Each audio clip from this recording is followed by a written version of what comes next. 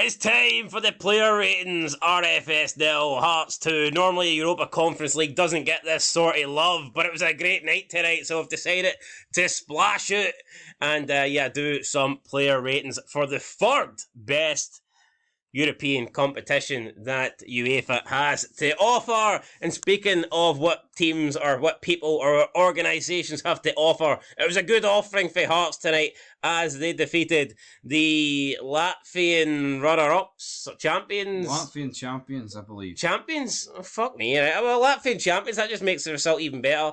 Not really. Up until tonight, I thought they were the Riga, but apparently they're just like a second-hand Riga. They're like a B version of Riga. But still, I'm sounds like I'm downplaying the result there, but like it's the Latvian champions, right? And we smashed them. Simple as that, 2-0. Simple as that, man. I wasn't shiting myself for 94 minutes. No. I mean, I didn't like the fact that everyone in this Riga team was pretty much like 8 foot tall. So every time they had an aerial ball into the Hearts box, you just felt like they were going to score. It didn't seem right. I don't know if the players were wearing stilts or something, but these Riga players were just too big. So in the rematch, this team shouldn't be in the European Cup. They're fucking shit. Well, would you rather Linfield in there?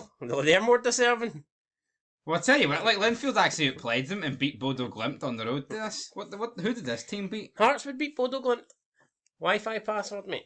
Anyway, right. So where were we? Back to topic here. So we're going to rate the players. Just going to rate the Hearts players. I couldn't name you the Riga players. Well, I could actually. There was a guy called Simovic. There was who was the guy? None of them were called car washer. Not point. No, that guy. I remember him. Employee number, car washer.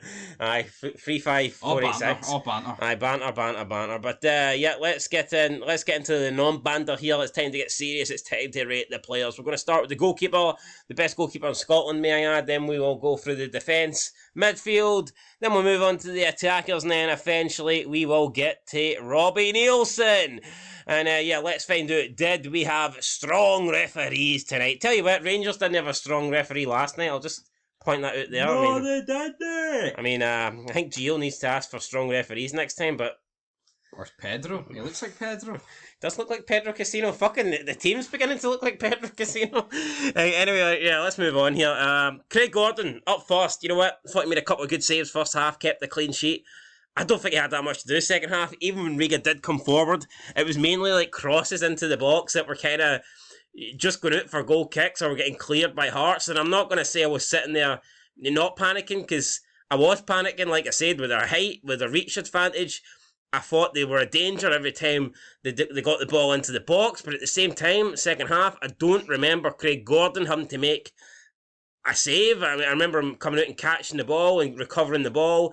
And he actually played a part in the second goal for Hearts, where he came out and like punched it, Superman punch up the field, and that led to the counter-attack. And he did make 2 good saves first half, but in terms of the second half, I don't really recall a save. So I'm going to give Craig Gordon an 8. I'm going to give him an 8. I'll give him a 7.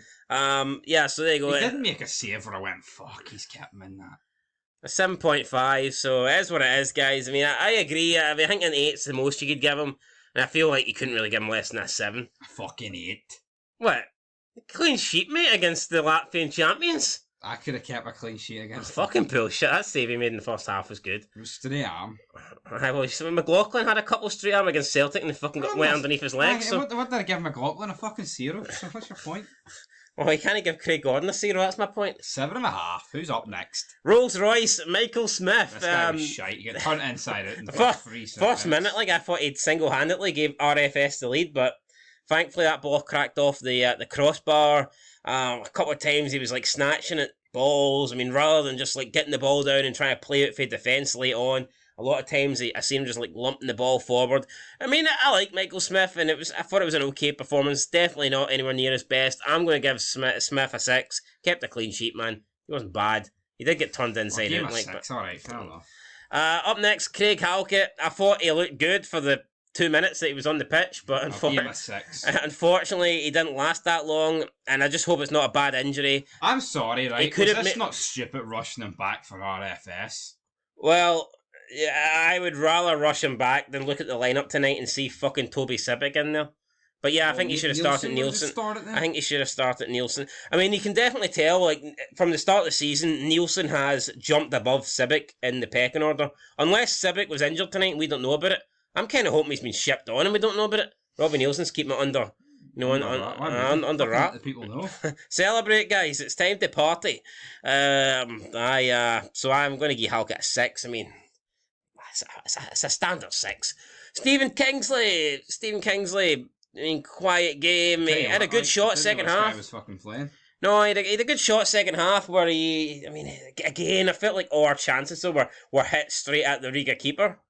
Literally. I mean, I thought the Riga keeper had a good game as well, to be fair, but actually he didn't. He was pish. Aye, what am I talking about? Yeah, but when I suppose... He's worth 20 million and all, is he? I'll give Stephen Kingsley a 6. I'll give him a 6 as well. Alex Cochrane, 93rd minute, commentator says Alex Cochrane has been tremendous tonight. I think we watched a different game. I'm giving him a 5. I thought he was... I'm also giving him a 5. I thought Alex Cochrane was defensively our worst player tonight. I don't see... He wasn't horrendous, but he wasn't... No, he wasn't horrendous, but I think going forward, he was slack, didn't really offer much.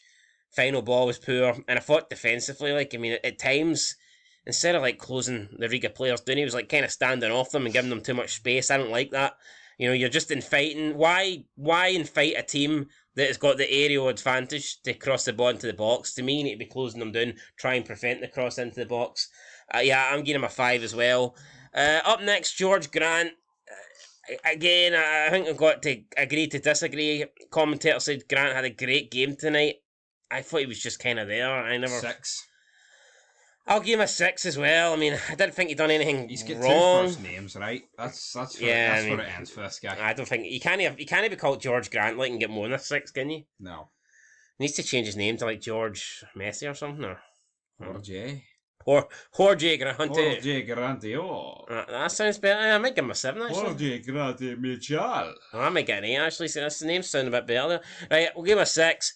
Cammy Devlin, always fighting, always getting in trouble. Picked up a yellow card early on. Got the assist for the second goal. Great run for some. I never noticed he was so yes, he is pretty small. I thought 5'7".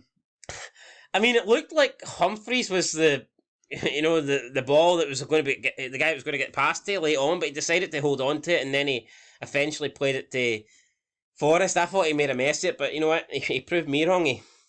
He done it right, so he got the goal, he got the assist, whatever. I'll give him a 7 as well. Up next, Andy Ballon d'Or. Holiday. I'm going to give him a 9. I thought he was fucking by far and away the best player on the pitch. Tell you what, Halliday deserves a fucking holiday after this. Send him to... Where's good to go? Where's Ryan 118 at the moment? I don't want to mention him again, but Mallorca, mate, I think. Mallorca, right. Send Halliday there and hopefully he can chin him one. Anyway, or 2-foot him or something. I don't fucking know. Yep, mentioning that wee prick again. I'm going to give Andy Halliday a 9 as well. I mean, Andy Halliday, I thought he was great tonight, man. Honest to God, see at the start, I don't rate Andy Halliday. I think he's a big bag of shite, to be honest. I do, but he was good. But he was good tonight, so I'll give him credit. Oh, come on. See, when I see Andy Halliday in the Hearts lineup, I'm thinking, for fuck's sake. Why are we carrying that donkey in midfield? 110 though. He will though. Even 120 if he's playing for Rangers, but 110 if he's playing for Hearts. If he's playing for Celtic, he'll probably give you minus 100. Fuck, I don't know. Anyway, 9. Barry Mackay, man, absolutely shocking for the first 38 minutes, but then he came alive. But he kept giving away the ball. He did, but I tell you what, he did get the cross in for the penalty. Definitely Hearts as Ryan Kent. The pass that he played through to Ginnelly just for half time, and then Ginnelly slaughtered it to Shank. I mean, that was a great diagonal through ball, right, cutting through the defence. That deserved to be a goal. You feel like in the second half, how many times did he pick the ball up from deep and just charge and take on 2 or 3 players for Riga? And again, his final product wasn't great. Sometimes, it was okay, but other times, he made good runs just to lose the ball.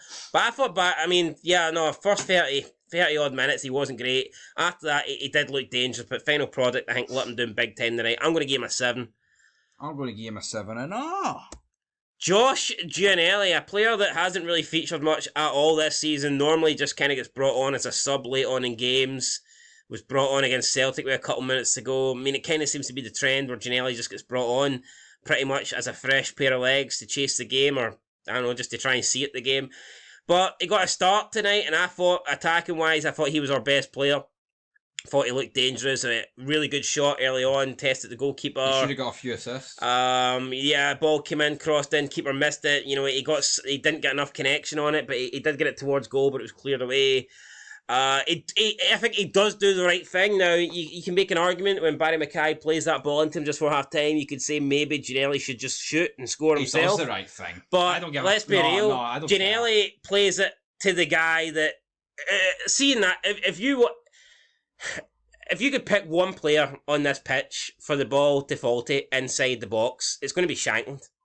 So Ginelli, passes it to Shankland, who's arguably, well, I'd say he is.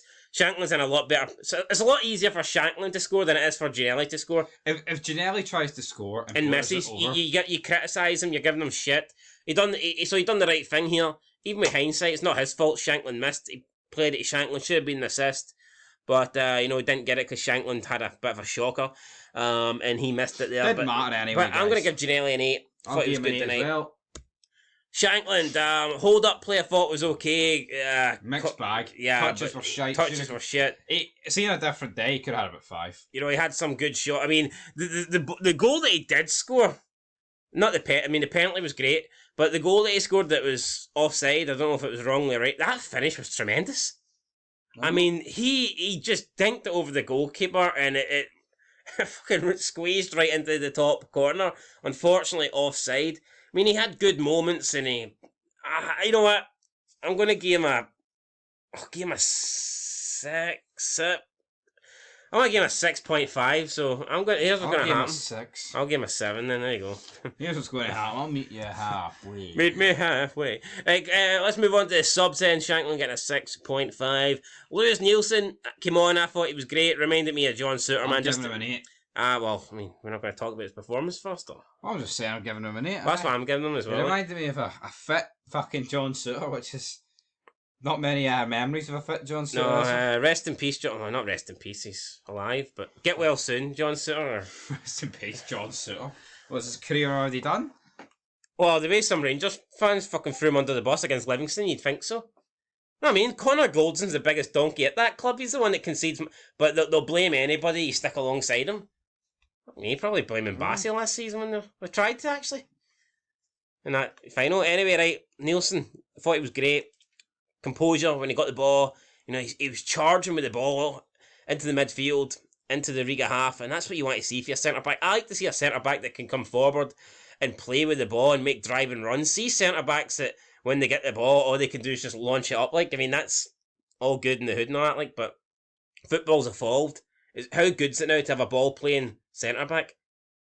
I know. And I feel like Nielsen is pretty similar. I feel like he is close to that. So, yeah, good defender. He's good at passing, and he's also good at making forward runs and stuff. So it's great to see.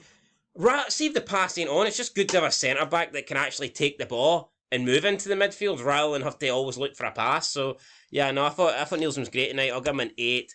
We'll move on to Peter Haring next. Thought he done absolutely nothing. Yes, I'm going to give this guy a 4. I thought he was pretty shite. I'll give him a standard 5, because I don't think... Right. I mean, he didn't concede when he came on, so 4.5. Humphreys, not a big fan of Humphreys. Emperor Live gave him, a 2 or something? He's got fucking shite tattoos, but I tell you what, I think he made a couple of decent runs when he came on. He could have probably gotten a goal if Devlin decided to pass it to him instead of giving the ball to Forrest. No, I'm going to give Humphreys I'll give him a 5. Yeah, why did he pass to Forrest? I know Humphreys was the better option. Maybe he thought Humphreys is shit too. I don't know. Maybe. Who's up next? Alan Forrest. Got a goal, come on. I think it's a 7. No, I'm going to give him a 6. I mean, he got a goal, but fuck me, he done nothing. He scored a European goal, for fuck's sake. He did, but I thought Humphreys made more of an impact than Forrest. Right, well, fucking give him what you want then. I'm giving him a 6, you're giving him a 7. It's a 6.5. And as for Robbie Nielsen, you know what? Strong referee tonight, got it right. 2-0 win, clean sheet, away from home, decent stuff. But at the end of the day, guys, it was fucking Riga. And it wasn't even Riga. I mean, let's be real. We could have easily been sitting here talking about how Riga eventually, got back into the game and scored a late equaliser. I know we're not but it's not like we blew them away. I'm going to give Nielsen a 7. Good win, you know what I mean? But I don't think it was Yeah, he's Like, not a went good to, he's not performance. went to Fiorentina. I'm 1-2 now. Yeah, if he goes to Fiorentina and wins 2-0, I'll give him a 10.